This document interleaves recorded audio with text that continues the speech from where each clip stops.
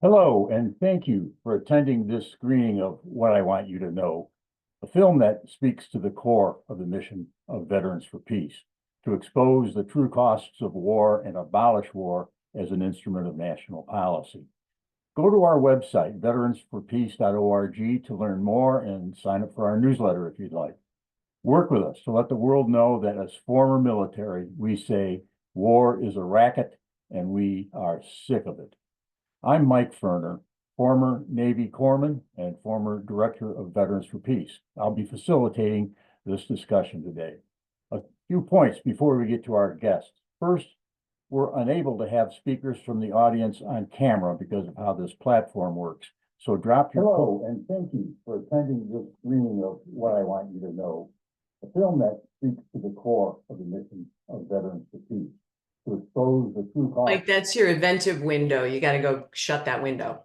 Policy. What do I— There we go.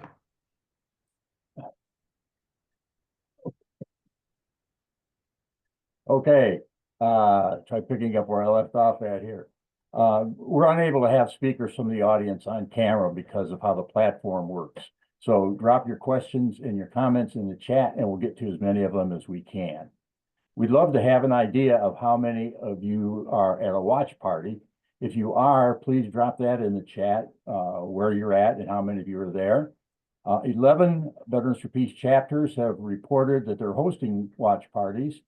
And I'd like to say hello to the VFP members and friends watching in Albuquerque, New Mexico, Bellingham, Washington, Binghamton, New York, Coca, Florida, and Davis, California, with some others to come. Also, if you're a post 9/11 veteran, can you let us know in the chat so we have a sense of how many are here with us? Your perspectives on the film and on your wars are particularly valuable, so please share your comments and questions. Our speakers today are Tom Morello, Veterans for Peace Advisory Board member, anti-war rock and roller, singer, songwriter, guitarist. Tom is most well known for his bands Rage Against the Machine and Audioslave. Matt Ho, veteran of Iraq, Afghanistan, and the State Department, and a Veterans for Peace Advisory Board member. Travis Weiner, Iraq veteran, a member of Veterans for Peace and co-executive producer of the film. Katie Forsch, the film's director. Kate is also managing the film's promotional campaign. For example, she just recently got it on Canopy, a streaming service that many library systems offer. Before we talk about the film, we also have Lori Loving from Military Families Speak Out, one of our co-sponsors. Everyone here today knows that the horrors of war reach beyond the battlefield to the families and the communities of the men and women who deploy. When veterans come home struggling, their families do too. Lori is the mother of an Iraq war veteran deployed to Mosul, 2005-2006. She co-founded the Northern California chapter of Military Families Speak Out and led multiple protests in San Francisco, LA, and Washington. She was arrested several times while insisting that the troops in Iraq and Afghanistan be brought home. Recently, she urged California legislators to stop the deportation of veterans who risk their lives for their country, this country. Lori, tell us your reaction to the film as the mother of a veteran, or whatever words you'd like to share with us.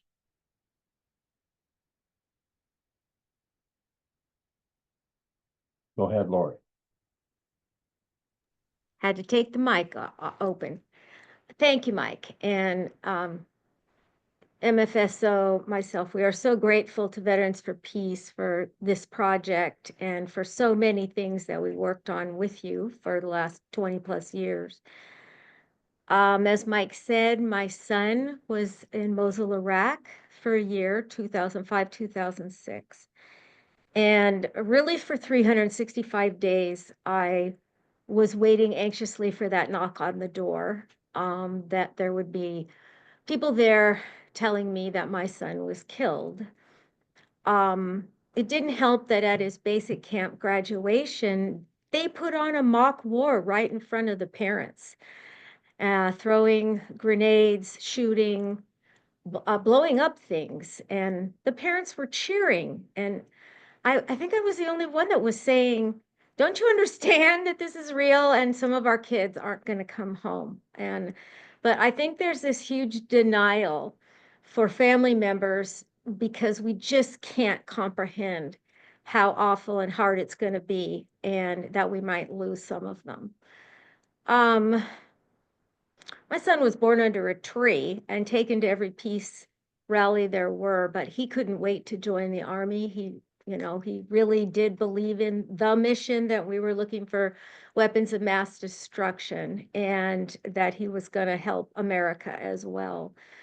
It was very hard to balance opposing the war, but supporting my soldier. I mean, it's taken 20 years for him to really forgive me for my anti-war work and for us to have a relationship that's loving again. He's 90% on disability, back in college at 40. Just see if there was anything else. MFSO, I want to say, Military Families Speak Out, is not against all war, just the ones that we think are unjust or starting on lives. And we didn't stop those wars, but we empowered thousands of family members to feel that they were doing something and to act with integrity and love on our troops.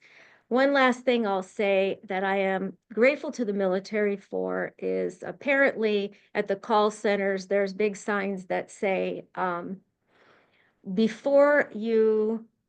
your mom how she is before you ask about your dog. So that really helped. And my son is able to tell me he loves me, and I think that came from it too. So thank you for having us here, and look forward to the next speaker.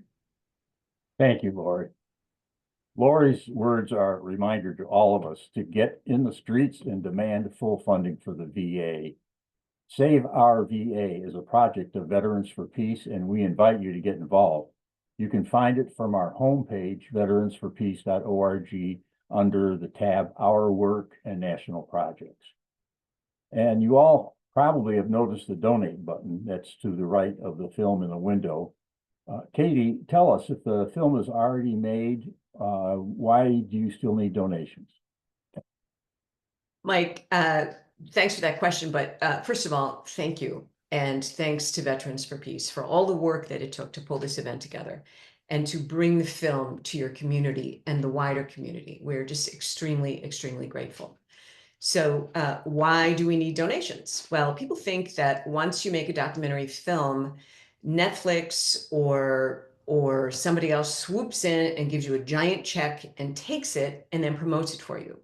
And that's absolutely not true. That would be a dream, but no, that's not going to happen. Little indie films like this face a real struggle in terms of funding. There's no grants available for a film like this. There are no distribution deals with big distributors. I mean, we are on Canopy. You can find the film on Canopy, so you can watch it through your public library. And we're on New Day, which is an educational distributor. But it's up to us to do all the marketing with the film, to connect the film with audiences. So why do we need money? We want to support free screenings for veterans groups, and for mental health professionals that work with veterans, including military chaplains. We want to get the film on public television.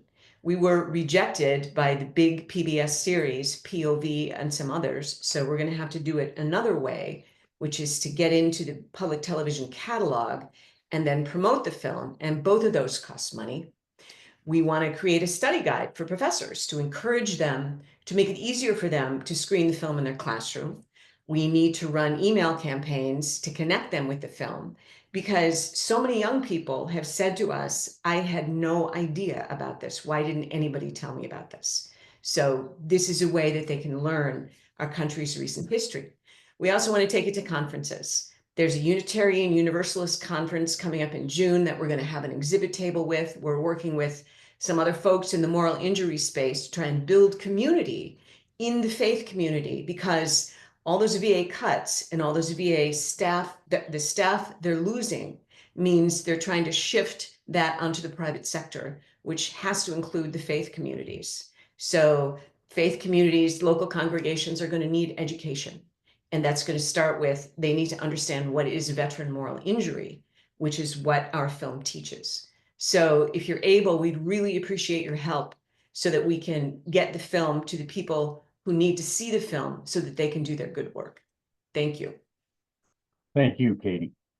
And I'd like to shout out to the VFP members and their friends who are watching in Long Beach, California, Oxnard, California, and Minneapolis, Minnesota. Okay, we have several questions, but keep them coming in. But first, Travis, I want to ask you why you decided to make this film and what you want to accomplish with it. Yeah, thanks, Mike. The background for making the film was that after college, I worked at a veterans and families mental health program with one of my co-producers, Tommy Furlong. So it's me, Tommy, and Katie made the movie. And Tommy and I were vets, and it was a very good program that gave vets and families mental health care and other care, especially folks who weren't eligible for the VA. But Tommy and I started to feel that something was missing. We were peer mentors. We worked on the clinical teams, and we knew it was how we felt. And a lot of the vets we worked with felt the same way just about the wars, and really didn't like this kind of, glossing over and just, thanking them for defending our freedom, and really felt differently, felt that they were kind of lied to about it, felt that the experience did not leave them feeling proud, et cetera. And there really wasn't an outlet. And so we had just kind of kicked around the idea and talked about, what if we kind of made a film interviewing these vets? And Tommy and I very naively thought that was the hard part, and the easy part was making the movie, to which Katie, thank God, dissuaded us. But, she's really the engine and the brains behind the operation. And we took it to her, and it just so happened that she had experience in making films. And, we had known not only through our program, but through our networks, a lot of other vets, not VFP, but beyond, and kind of reached out to a lot of vets to see if they wanted to be filmed. And it was slow going and a long time because we were all working volunteer. We were working in different locations, and then COVID hit. But we did a GoFundMe with friends and family and whatnot. And over the course of a few years, kind of we constantly talked, this is kind of how long roughly we think it should be. This is how many vets we want to interview, and eventually got it done. I will add that, and I think Katie and Tommy and I kind of all felt similarly, that a driving force was we felt that the message in the film from the vets is a message from vets that the public doesn't know about, and so by definition doesn't understand, because certainly not a message that kind of corporate defense industry wants out there. And we felt that it would kind of been overly romanticized. We wanted to educate the public. Some folks may know there was a Pew Research poll that came out a few years back, and it made the headline for about 2 seconds. And I wish it had stayed in the news longer. That showed that I think it was, Katie will correct me if I'm wrong, high 60s, close to 70% of post 9/11 veterans, Iraq and Afghanistan veterans, did not believe that the wars were worth it, right? And so we're thinking, well, if that's a majority of Iraq and Afghanistan vets, where is their voice, et cetera? So we are, that was kind of all the driving force behind making the film, right? To get a message out there that is the truth from vets that experienced it, and that we felt wasn't out there, and hopefully it would serve to educate the public and kind of decision makers going forward. Right. Thank you, Travis, and thank you for all of the work that it took to put this together, especially since you're doing it on a shoestring and volunteering. I want to say hello to the people watching in Pittsburgh, PA, Portland, Maine, and Red Wing, Minnesota. Hello, and thank you for joining us. Tom Morello, Veterans for Peace Advisory Board member. We know how busy you are and want to thank you very much for taking the time to be with us. I got to know your music through the story of Thomas Young from Kansas City, who enlisted 2 days after 9/11. He deployed to Iraq in 2004 and took a bullet to his spine 4 days later that left him paralyzed from the chest down. He died 10 years later. You wrote a song about Thomas, and when Phil Donahue produced a documentary about him called Body of War, your song Battle Hymns is featured in the film. Tom, I'd like to ask you the same question I asked Travis. Why do you write and perform anti-war songs, and what do you hope your music accomplishes? Well, sure. Thank you very much. First of all, just want to congratulate the filmmakers and give thanks to all of the vets who appear in the film. It's a tremendously moving film. And you know, I believe that there's nothing more courageous than a soldier who stands up against an unjust war, and that those voices are not ones that are amplified in the, you know, in the media. And this film is a great antidote to the kind of the false patriotism that you see at, you know, halftime of football games and stuff like that. But Thomas Young became a great friend and educator about war in general and his specific experience. I have to give a shout out as well to Gold Star mom Cindy Sheehan, who was also a mentor in that regard.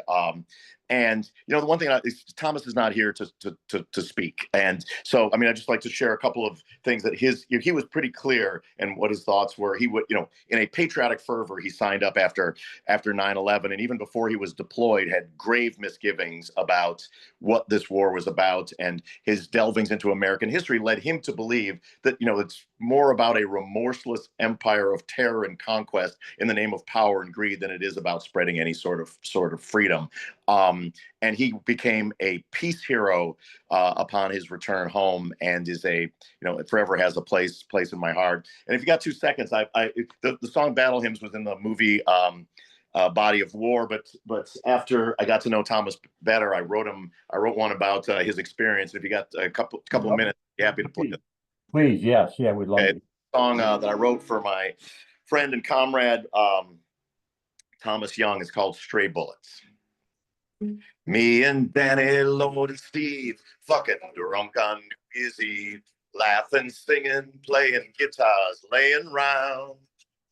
We pulled the shotgun out the shed and fired it towards the heavens. Stray bullets raining on down.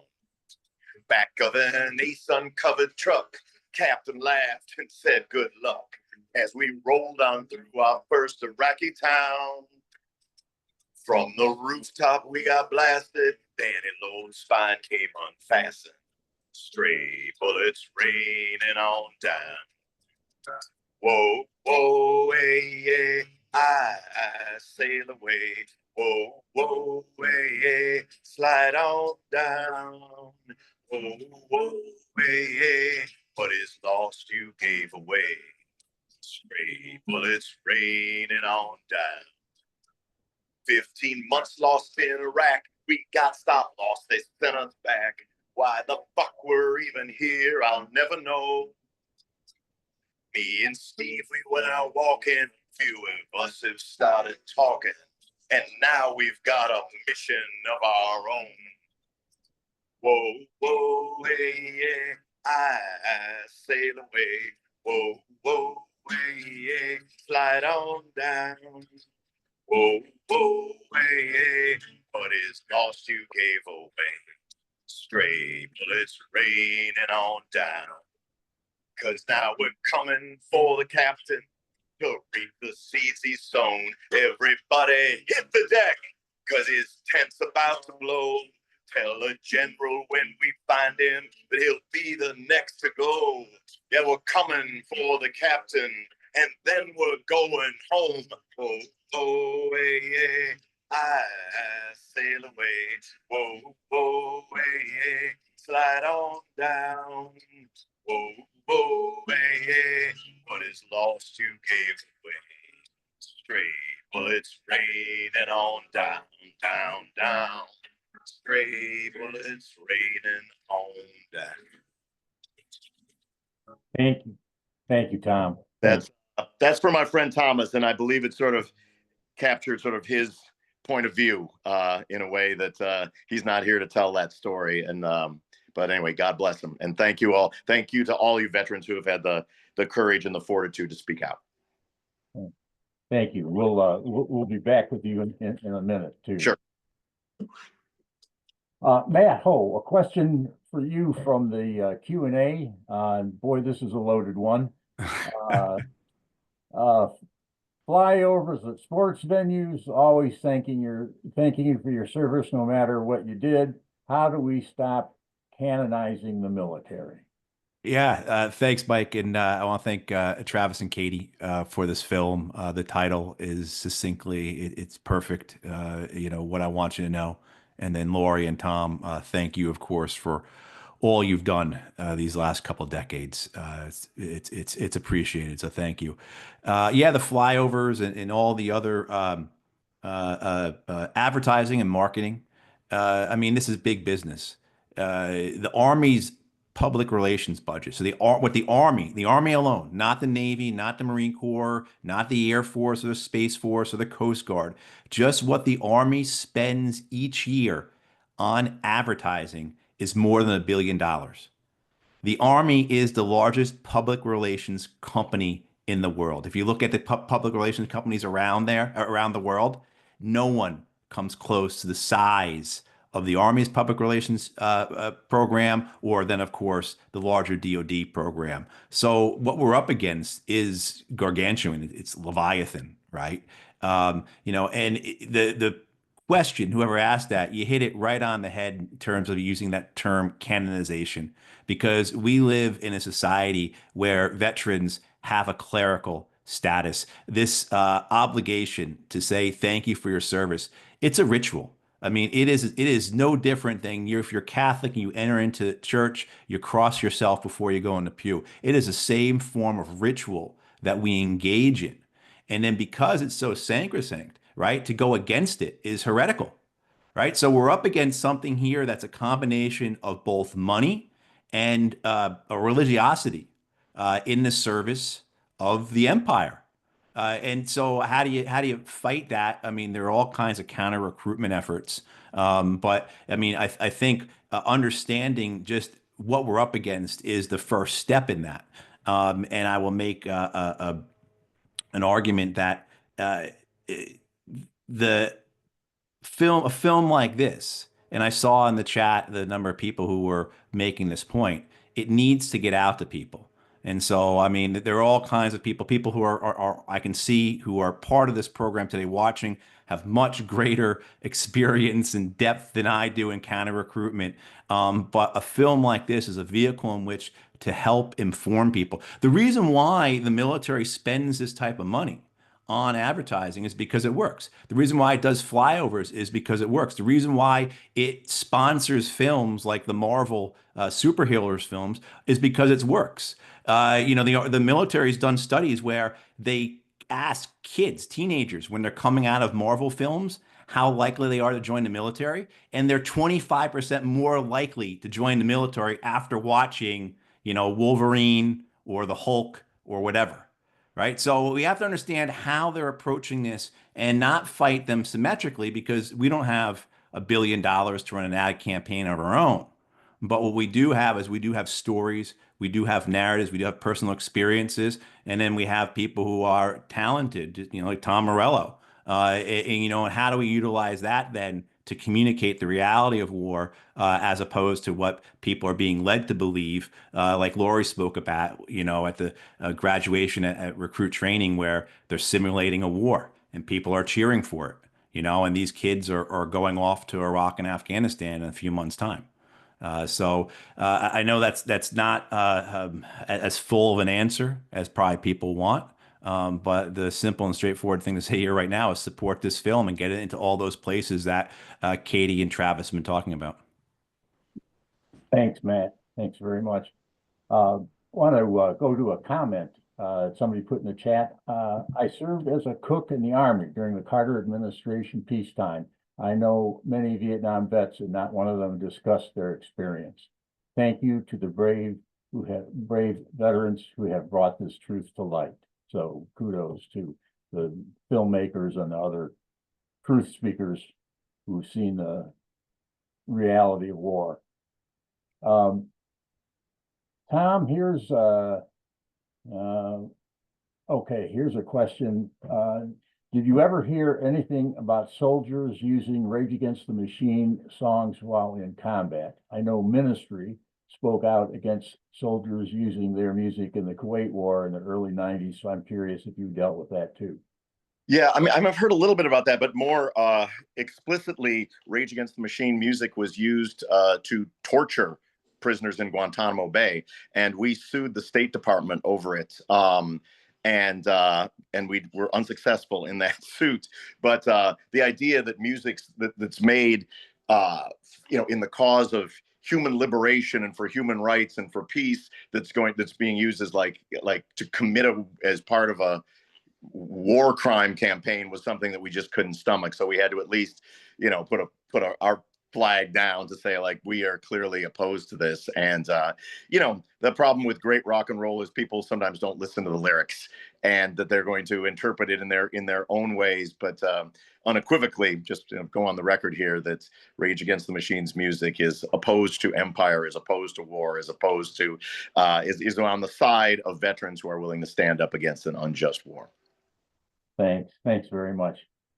Travis, here's one. I wonder why the higher ups in the armed services keep and continue to keep up the idea that each war is a good one. Any thoughts on whether it's ego, denial, not wanting to admit a mistake is being made, looking for a lucrative association with the military contractor in the future? Do they just want to be part of the team? Thoughts?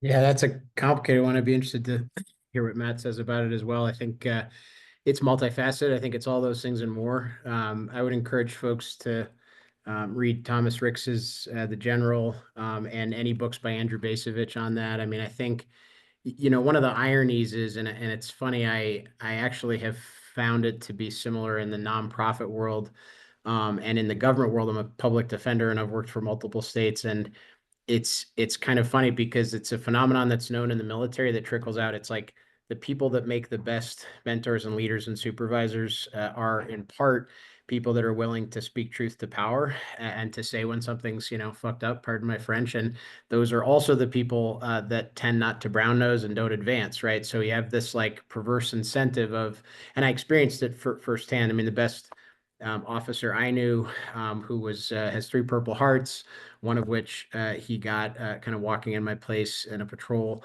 He got out as a captain, but he was famous for just not kissing ass. And so that's kind of just a long way of saying that I think one of the problems, and they say the military started to recognize it, who knows, is you're basically rewarding folks that are just parroting the company line, even if it costs, lives all around, and not rewarding people that are willing to kind of speak up about it. So no question, it's as bad a revolving door as like the lobbyist revolving door, right? I mean, they go straight to contracting jobs, and it's, corporate jobs, they're recruited. I know firsthand. That's unfortunate. I think when you really look at some of the histories of these wars as well, like Afghanistan too, right? One of the really dark, horrible things is like, an officer with half an ounce of integrity or intelligence, and some of them are on record about this with the Pentagon Papers and other things, right? They know it's bullshit. They know the mission is crap, but they also know that if they want to advance in the military, they need deployments under their belt. Some of them will speak openly and honestly about it, kind of off the record. And so how you fix that, I don't know. I mean, you have to maybe from the source, right? You don't put people in a position where kind of they have that perverse incentive. I also wanted to briefly comment on the question that Matt asked about kind of promoting military and sports venues. And this goes to one of the questions, a couple of the commenters put in there about like, what more can we do? That was another thing that me and Tommy noticed at home base. We partnered with the Red Sox. So it was like Mass General Hospital and the Red Sox. And, there were always free tickets for veterans and veterans events. And what we realized as we would sit in the crowd at a Patriots game or Red Sox game is that 99.9% of people there didn't know the difference between a JROTC member and a Medal of Honor winner, right? And I'm not denigrating a JROTC member. I'm saying like they didn't care or know whether someone had deployed or fought or not. And so it's kind of that level of ignorance that the military industrial complex loves, right? Because you don't have to think about it. But to one of the audience members' point, like, what do you do? It starts with kind of courageous acts of rebellion. I mean, like, psychologically, from an anthropological perspective, like, we're not built to be the one to stand out, but it has to start somewhere. I read a really good article years ago, and I can't remember the name of the author, but she was a woman whose father, I think, was like a colonel, lieutenant colonel killed in action in Afghanistan. And she wrote about at like a Kansas City Chiefs game how she was actually writing about Kaepernick taking a knee. And her point essentially was, I don't know if this rings a bell for anyone, like, it's amazing that people are so outraged about it, because my father, who was killed in action, I go to a game and I still see people, you know, drunk off their ass during the national anthem, right? Not paying attention, getting the lyrics wrong. So it's all, you know, people are just completely full of shit about it, basically. And her point, I mean, she was obviously brave and one of the people that speaks out about it, right? Speak truth to power about it. You know, I'll just tell lastly an anecdote, and I regret not saying something, but we had to hobnob and with a lot of the donors at this home-based program, and Raytheon and Halliburton are huge donors to the program, right? And on the one hand, like, that's good. You're not going to turn down money for helping veterans. I mean, we had the best traumatic brain injury program in the country. We had all the NFL doctors. So like, that's good. On the other hand, it's pernicious because these people have an interest in this continuing. And we were eating like this dinner at a Red Sox game before the game with these defense lobbyists. And, you know, they were eating and drinking, getting drunk. And essentially the conversation, and I was with some of my other veterans, and the conversation essentially in part just, you know, was that they were just admitting like that they knew that the wars were wrong and weren't about freedom, but like the money was so high. And you just get these little windows into this kind of thing. And I think, again, to the point of what do we do, right? Call it out, be unafraid, you know, sing it loud and proud kind of thing. And I think that's kind of the start, you know. Yeah. Matt, Travis gave you an opening there, and I'd like to hear your response to that. Well, I think a lot of it was the institutional inertia that was generated by these wars because of how good the wars were. Look, the Pentagon budget went from less than $300 billion to almost $900 billion in these last 20 years, right? Times were good. Don't spoil it. And then you saw how the generals seceded, right? You saw generals like Petraeus and McChrystal, Allen and Odierno, who, even though they lost these wars, they were still being flown in to flip the coin to start the Super Bowl, right? I mean, and so I think institutionally, individually, you saw that. And I just want to flip this to the other side, though. And what does that mean to the veterans coming home then? You know, to guys and gals who took part in the combat, right? Who killed and have friends killed and everything else. You get to a football game, you get to a hockey game, baseball game, whatever, and they want you to stand up, right? And everyone cheers for you, right? And so you got this dissonance that's going on in your head, right? Because you're thinking, man, I just took part in organized murder. And I've got 18,000 people here at the Canes game clapping for me. And like, as Travis said, most of them, you know, don't even know why they're clapping, you know, but they're doing it because it's part of the ritual. It's part of the religion, right? It's part of this obligatory thank you for your service, you know, experience that we've been engaged in for 20 years. And of course, there's all kinds of nefarious and insidious reasons for that we can get into. But I think, you know, that drives the veteran suicide rate among combat veterans because of this dissonance. Guys come home and they feel like nobody gets it. They feel like they're completely alone. Again, I just took part in organized murder, and everyone I ever go, they're stopping me and thanking me for my service. I mean, it got to the point so bad for me when I had season tickets for the Durham Bulls, I wouldn't be at my seat during the national anthem or during the inning when I knew that they were going to do something like that. I would find an excuse to get up and get a hot dog or go to the bathroom or get a beer or something like that because I just didn't want to be in that position where I was going to have these people, 7,000 people out of AAA baseball game saying, hey, thank you, when, you know, this was the experience I had, that this was organized murder and it wasn't anything to be cheering for. Thanks, Matt. Katie, somebody had a question of how can they make this film available locally? So if you go to our website, Sam is our tech person. Sam, I don't know if our website link is there, but can you drop it in the chat? It's whatIwantyoutoknow-film.com. And on our website, there's information about how you can do a public performance. So if you're interested in screening it in your local library or at the Unitarian Church, places like that, you know, we can help you with that. If you're interested in screening it in a classroom, we're on New Day Films, which is where professors license their films. So we'd absolutely love it if you would hold a screening in your community. And, we do our best to get a speaker for you as well. Because, as you know, having seen the film, it's not the kind of film that you can watch and then go home. You really, really need to process it and talk about it. And having a veteran from the film talk to you about the film is just a really valuable experience. So great question. Thank you. Here's a comment from Captain George Newell. When people thank me for my service, I tell them I thought I was serving my country, but in fact, I was serving Lockheed Martin, Raytheon, Boeing, and the other war profiteers. And that's something I think a lot of us veterans run into is how do you say something that's more than just, thanks for the sentiment, but to actually let people know without getting upset over it. Because I've talked to some veterans who said, people tell me thanks for my service, and I look at them and I just say, you have no idea what I did. How can you be thanking me for that? So, that's just part of the ongoing process here.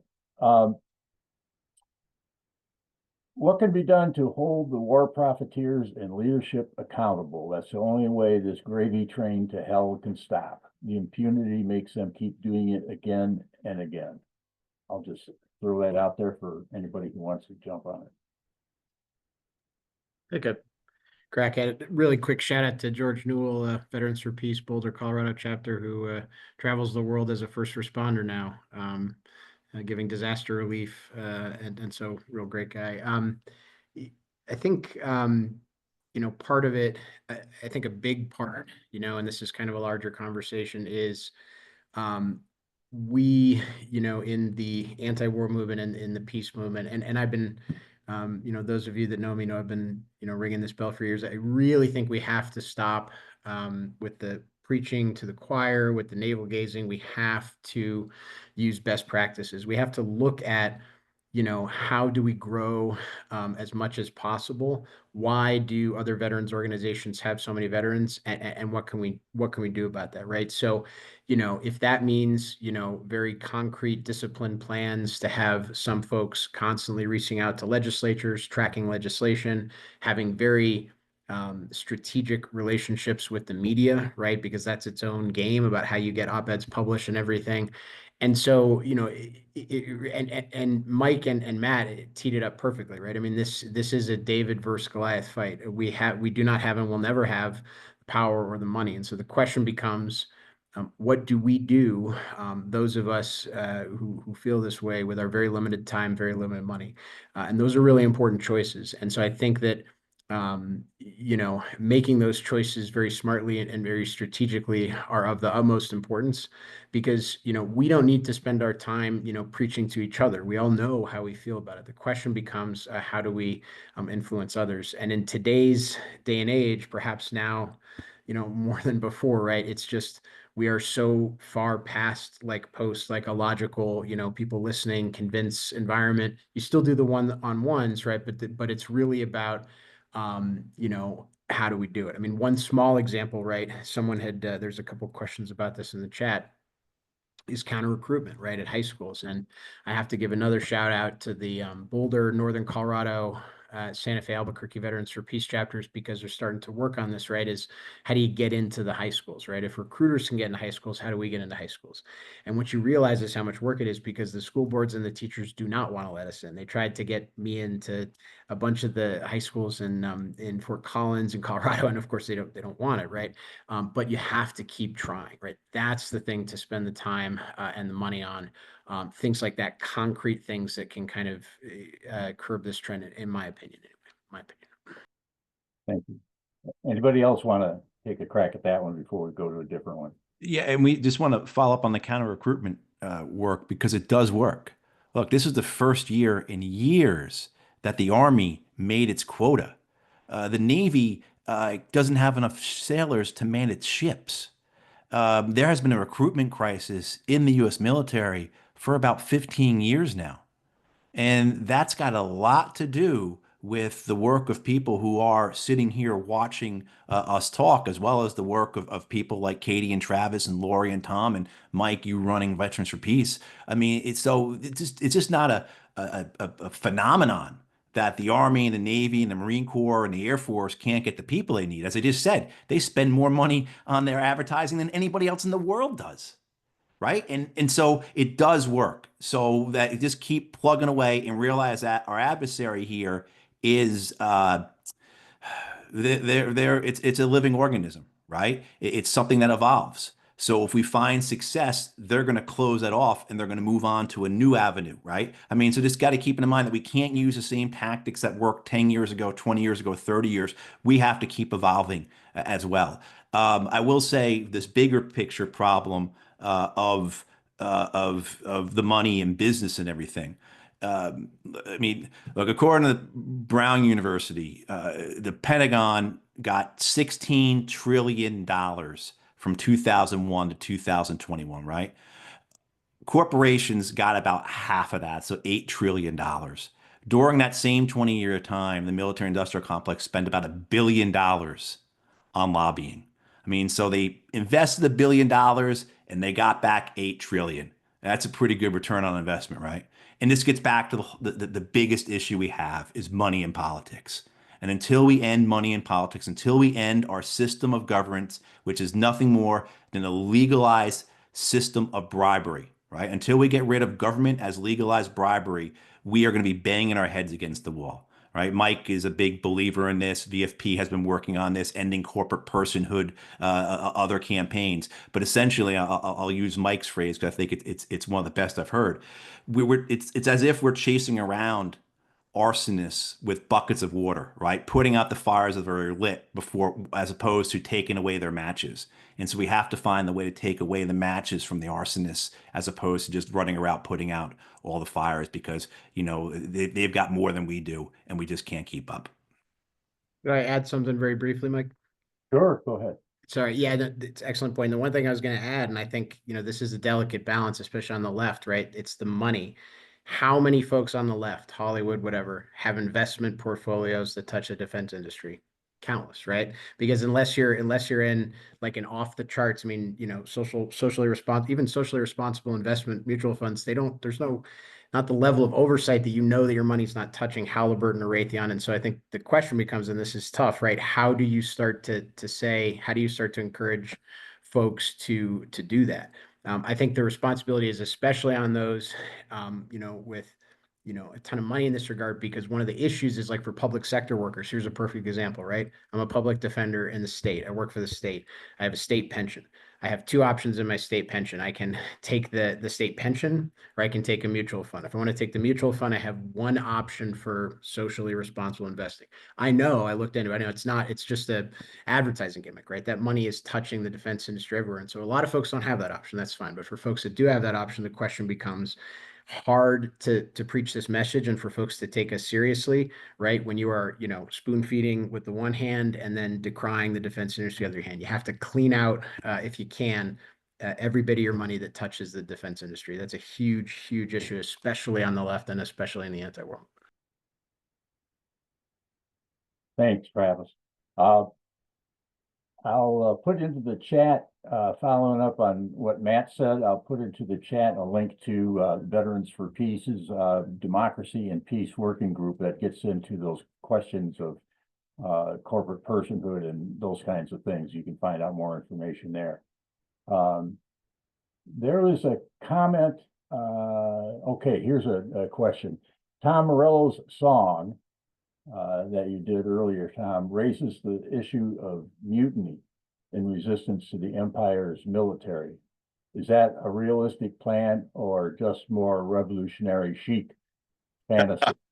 Well, the one thing Thomas Young was revolutionary chic, and I got that idea from him. So let me just you can put that, you can just dead stop on that one right there. It's you know, I spent a lot of time with that and some of his friends, and that was not just you know, something that we talked about on the campfire. There's, you know, that there's a righteous rage in a lot of veterans who feel like duped and betrayed by, you know, the country that put their lives at risk and caused him to become paralyzed, caused him to die eventually. You know, like, I can't that to me, when I said, I'm happy to say thank you to service for Thomas Young, but the service I'm talking about is when he came home and began educating. You know what I mean? Like, thank you for your service. And for the veterans in this film, thank you for your service. That's the service that you're providing your country when you're over there, like, wasting Iraqis, like, that's not the kind, no one's freedom is enhanced by that. Thomas understood that clearly, and he was righteously pissed off about it. And, up and down the chain of command, this is, I second that emotion, but that's an emotion that comes from the source. Great, thank you. And I want to add just briefly here, let me get to the right one. Can I add one thing to that? Because, like, one of the things that Thomas and I talked about, someone was like, when I was watching this movie, this is one of the themes that he would harp on, was like, if watch this movie again and do a theoretical exercise that the soldiers, that the veterans that are speaking, imagine them being Taliban soldiers in an imaginary takeover and occupation of the United States, and listen to what they say and how you would react to it, like, and what emotions like that brings up. Like it was something that was really, we would sit down and sort of do this exercise, and it was really sort of jarring. Like, just do the theoretical exercise of, like, what it feels like to be occupied, what it feels like to be a soldier in the occupation from the other point of view. And that doesn't directly relate to what we're talking about, but again, like Thomas doesn't have a voice, so I just want to sort of share some of his thoughts and feelings on a call like this. Thanks very much, Tom. Mike, I'd like to answer the question that was asked of me, if that's all right, because I think it's so important. Someone asked how I'm doing the reconciliation with my son after 20 years. And, we're not talking about too much about, the movie made it clear, the impact on these men and women and coming home with, if they come home, severe injuries and PTSD and fighting off suicide or not. And, my son doesn't talk too much about that, but he did say back then, my commander-in-chief, president, will not let us win this war.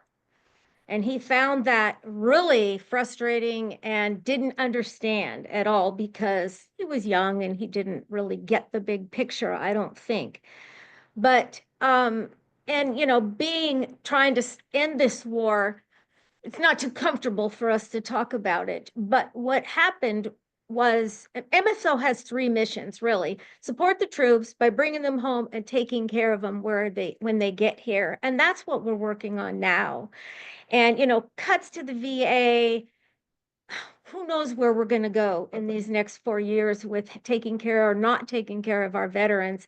And it is just so important. But 5 years ago, my son and his wife had twins, and during the pandemic, and they're both on the spectrum, and they need a lot of help. And I've been going up every month to help and give them a break. And that has, like, broken the ice for us. And, we are meeting each other heart to heart now again. We still have a way to go. And as I said, he's back in school. We're trying to support that. I don't know where he's going to go with it. It's such a huge thing. The other thing we're doing right now is trying to stop the deportation of veterans that's happening.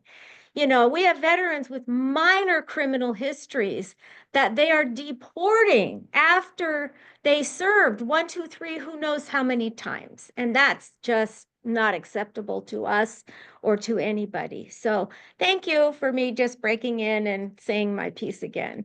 No, thank you very much. I noticed that question in there earlier and got off on another tab. Okay.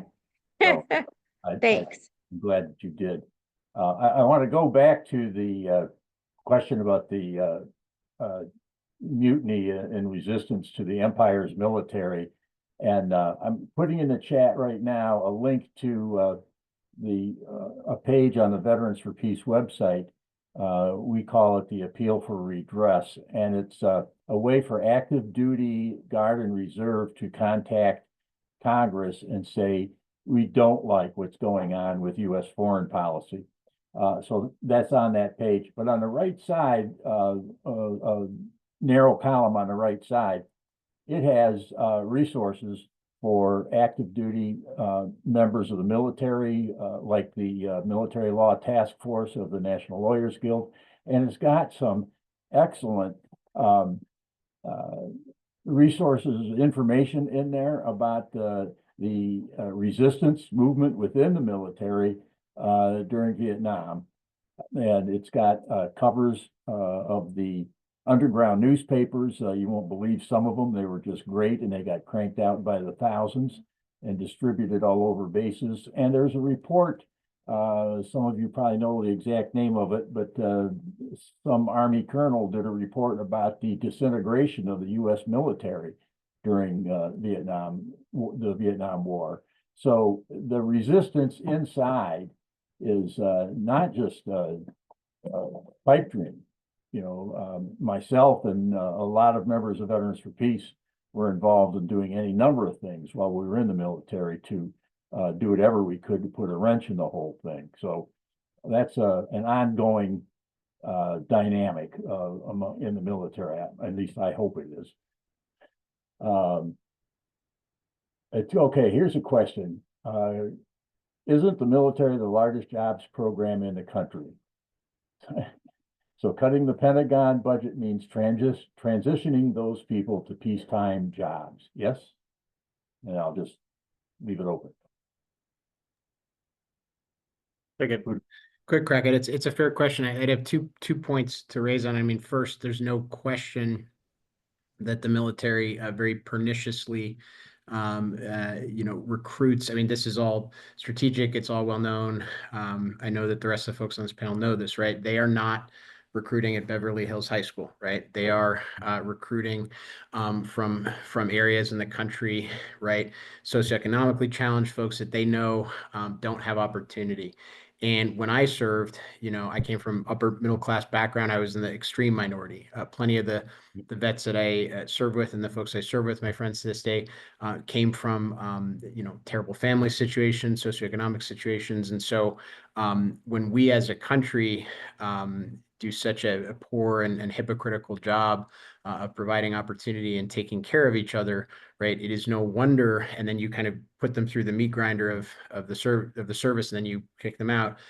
It's no wonder, and I kind of that you get what you get, and to that point, right? I mean, folks should not be mistaken and think that it is a coincidence or it is an accident that the powers that be have not even really let it get to a vote or a floor debate, this idea of national service, the idea that you should be able to volunteer, right, civilian conservation corps style, doing something not in the military and get money for college. I served with tons of people that literally would say, I'm here, for college. And it is such a pernicious, perverse, evil incentive to say, you've got to, go fight for empire and risk getting blown up and do terrible things and suffer more injury just because you can't afford to do it. So a long way of answering that question is we absolutely know how, and we absolutely have the means and the power and the capability to invert this and to create a society that doesn't require this. But that means less money and power for the wealthy and the powerful. And you got to kind of follow those dots and that money. But don't for a second think, because that's their talking point, right? That it's just a zero sum, you're going to cost these people the jobs, you don't care about them. That's the same kind of 1984 speak that we're seeing kind of in the political discourse these days. Right. And we also know that, there's no debate about this. It's clear. The spending on the military is the worst way to create jobs. Of 20 different type of industries out there, investing in the military creates the least amount of jobs.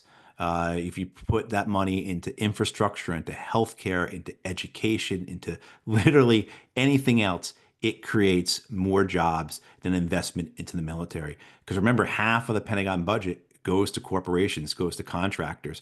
Only about 25% goes to personnel costs. And to sound off again on what Travis was saying about how there is a poverty draft. recruiters do not go to the rich white high schools. You'll never find that written down, but if you talk to any recruiters, they will tell you that. They'll put in some FaceTime there, but they won't really try real hard, and then they recruit racially as well. So if you look at the demographics of, say, in the Army or in the Marine Corps, Black and Hispanic recruits get told about college, they get told about skills, they get told about learning trades.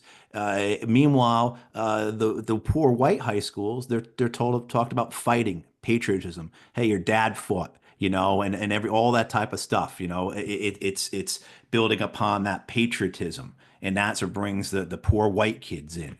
And this is the model they've used for the last 20 years. And again, it's not working because they're failing to meet their mission year after year. They've had a big celebration because they finally actually made their quota this past year. So, this idea that somehow putting money into the military is benefiting our society is just completely undone by loads and loads of studies, but also too by just talking to anyone the experiences. And it's not too hard of an argument to make, I think, as we deal with the collapse of the climate, to say, hey, how can we have all these B-52s and B-1 bombers, but we have hardly any air tankers to drop water on forest fires? Right? How can we have a million, 1.7, 1.8 million men and women in uniform, but somehow we're still doing the basics of rebuilding Western North Carolina 6 months after Hurricane Helene was here? How come that's a chief complaint you hear from out there? We just don't have enough people. We need more people. We've got 100,000 troops in Germany. We've got 100,000 troops in Asia, but we've got nobody in Western North Carolina?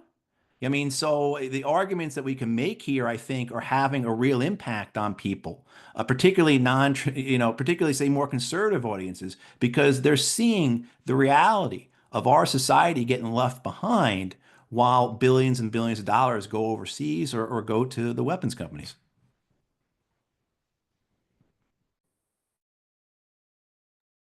Ain't it the truth? Thank you, Matt. It's coming up to 6:30. And I want to remind you to support film by clicking the donation button to help get it on public TV and into classrooms.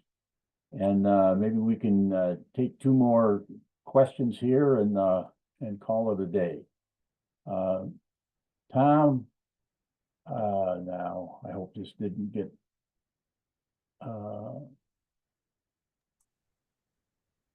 okay, well, Tom, there was a comment for thanking you for your support of the Occupy movement, and then also a question about when you sing anti-war songs in your performances, is that something that you feel people are connecting with, or do people just think it's all just part of the old rock and roll show? Well, I think that I guess I would say probably both, but I don't think that it hurts to cast the nets wide, and making compelling art or compelling music may attract people to that music and art that may not initially share your point of view or have been exposed to your point of view. The art might draw them into a different set of ideas than they've been exposed to, or it may make them feel less alone in their convictions or suspicions that they have. One of the things that you see in the veins of art is that courage is contagious. And for me, growing up in a small conservative suburb of Chicago, when I heard artists like The Clash or like Public Enemy, who were echoing sentiments that I felt in my soul, but were not reflected in the community that I grew up in, it was very, very impactful. Now, there are other people that may have just liked to dance to those bands. There's nothing wrong with that too. But be careful sometimes, because on that dance floor, you just might learn something. We can only hope. There's a comment here about the film, and it's, as a veteran of the Marines, I'm glad the documentary didn't engage in any Islamophobic narratives that hamper a real understanding of the causes of war and the ongoing dialogue between Muslims and Westerners. So that's a real plus part of that film. And one other one, and maybe we can end with this one. I'd ask Travis or Matt. What proportion of military members resemble those who celebrated their civilian killings versus those who have criticized or condemned them? Because both behaviors are seen in the film. I know there's not Yeah, I'll take scientific. it. I could just speak kind of from my personal experience, you know, and this kind of dovetails into the earlier comment. I mean, you know, I went through it myself. I mean, it's a tale's old as time. It's a psychological survival mechanism, right? Us versus them. And you dehumanize people. And I think subconsciously, probably since time immemorial, soldiers do it. I'm not excusing it, right? But you do it to try to stay sane or to try to survive or whatever it is. What I noticed is that, you know, certainly there's some psychopathy, sociopathy, you know, with some folks doing it over there. Some of the folks I knew that would celebrate it over there certainly regret it now. I can share with folks that on my second tour, I was in a situation where you know, long story short, it was me and another NCO and a couple soldiers versus a couple other NCOs about, you know, beating a detainee to a pulp in the back of an MRAP. And we stepped in and said, this isn't going to happen. And one of the people who's a buddy of mine many years later, a fantastic guy who's done so much for veterans, says he literally came up to me years later and was like, thank you for stopping me. I didn't know I wasn't in, you know, my right mind. So a long way of saying that I think it's the situation. The one other thing I want to add before I turn it over to Matt, on top of what Tom said, you know, for me, I think a huge part of kind of my recovery, if you will, staying sane, was to realize I wasn't alone in how I thought about it, that I wasn't the crazy one. And one of the ways that I, you know, got there was through music, and in particular, books written by vets and non-vets about the experience. And what I realized is that, you know, books like, you know, Benjamin Fountain's Billy Lynn's Long Halftime Walk, David Finkel's The Good Soldiers and Thank You for Your Service, and obviously the works of Andrew Bacevich, and then like Smedley Butler, right? War is a Racket. What you realize is, and Pat Tillman, right? What you realize is it's out there and you're not alone. And then you can see how it gets so twisted and so muddled by the corporate media. I didn't see the films because all I needed to see were the previews, but it almost broke my heart to watch the preview of like Billy Lynn's Long Halftime Walk. I'm like, did you, I mean, I don't know what happened, but like, how do you get that far from the central message of that book, you know, to, you know, putting on some kind of Hollywood production? So a long way of saying that, you know, I think that that is a huge potential way to change folks' minds one-on-one, particularly if you know anybody in power. I mean, I can't tell you how many Marines I knew that are, you know, talking about being, you know, taught about Smedley Butler in boot camp. And I say, did you know he was like the OG anti-war activist? And they're like, no, he's not. No, he's not. Oh, have you read, you know, Wars? And then it blows their minds, right? So get this stuff in front of your friends and family. Get this stuff in front of people that are decision makers and the powerful, right? The real story of Pat Tillman and what he believed, and et cetera, et cetera. And, you know, that's a start, I would say. Turn it over to Matt. Yeah, there's a story. It's apocryphal. I don't know if it's true or not, but 2010, 2011 in Afghanistan, copies of the Showtime series that was based upon Oliver Stone and Peter Kuznick's book, The Untold History of America, were going around a Marine infantry battalion in Helmand province, and they had to be confiscating because they were causing problems. Because the Marines and the sailors and the battalion were saying, "Wait, what? This is what we're here for? This is what this is about?" You know? And so, just to Travis's point, you get this information in front of guys because a lot of times they're just not, they don't have the opportunity to understand this. Maybe they've only ever been around the household they grew up, only ever watched Fox News, if it ever watched Fox News, right? And let alone then all the other media. You know, Travis brought up a great point with that book, Billy Lynn's Halftime Walk, and then what happens to it in the movies. Well, the Hollywood military industrial complex happens, and specifically what happens is the Pentagon says to the studios, "Hey, if you make this anti-war film, the next time you want to borrow tanks or planes or ships for one of your big budget war films or superhero films, we're not going to give it to you. So you better change that script." And they do. And thousands of scripts and of movies and TV shows have been not just censored, but essentially written by the Pentagon. To the question though about that, the violence, it's important to understand just and this is not an excuse, but it's important to understand how violent these wars were. And I think the statistics don't tell that story. And there's a variety of reasons for that. So if you look at the total number of American killed in Iraq and Afghanistan, it was 7,000, right? And you're looking and say, well, Vietnam was 60,000. Korea was 50,000. They were only for 3 years. So these wars couldn't have been that bad. But when you actually peel it back and actually understand what was occurring there, well, first of all, there were 7,000 American service members killed. 8,000 contractors were killed. And in any previous war, those 8,000 contractors would have been wearing military uniforms. They would have been American service members. But because of the privatization and the outsourcing of those wars, you actually had more contractors die in these wars than you did soldiers, right? So the true actual loss to the U.S. forces in these wars was 15,000, not 7,000. But that doesn't even begin to get to it. Because when you start to look at our medical care, our body armor, and our vehicle armor, it just completely explodes the understanding of how violent these wars were. So in Vietnam, you had a ratio of wounded to kill of 3-to-1. For every 3 wounded soldiers, you had 1 killed. In Iraq and Afghanistan, it was 10-to-1. For every Iraq or every soldier wounded or wounded, for every 10 soldiers wounded, 1 was killed. But that doesn't even begin to get to it eitherwards, because we had armor that protected us. Most of us have stories of getting hit by things or being involved in explosive blasts where we would have been killed in previous conflicts. I had Marines and we did route clearance. We went out and looked for the IEDs. So we were more susceptible to them than most. But I had Marines under my command in my company who in a 7.5-month deployment had more than 10 IED attacks on their vehicles, right? And for the most part, those vehicles held up. Sometimes the vehicles would flip over and they literally get out and dust themselves off, right? And so we survived things that in previous wars, we would never have ever survived. There were things in my second deployment we survived that on my first deployment we wouldn't have survived. Right? Because when I got there in 2004, the first time, Travis can talk about this better because he was there early. But when I got there, the first vehicle I got, this Humvee I got, had the armor had been welded on by the previous unit.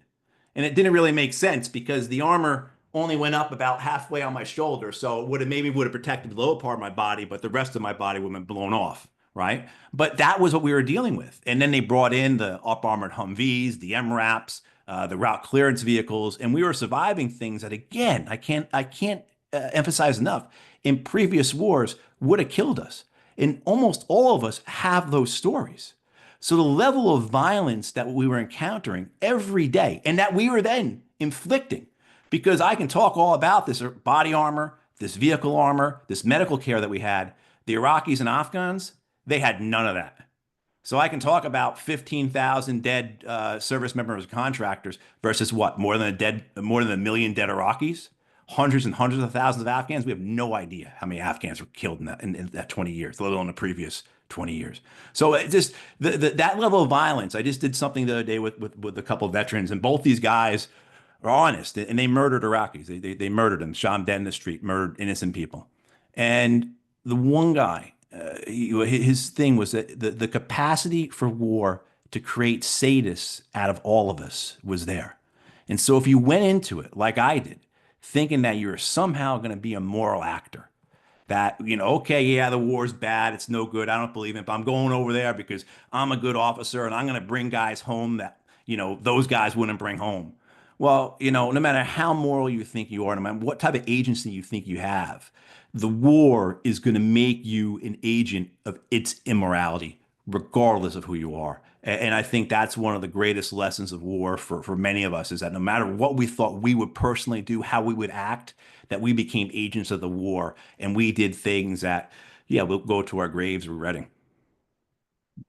Matt, thank you for that testimony. And that's why the bottom line for Veterans for Peace is to abolish war as an instrument of national policy. We believe there's no such thing as a good one.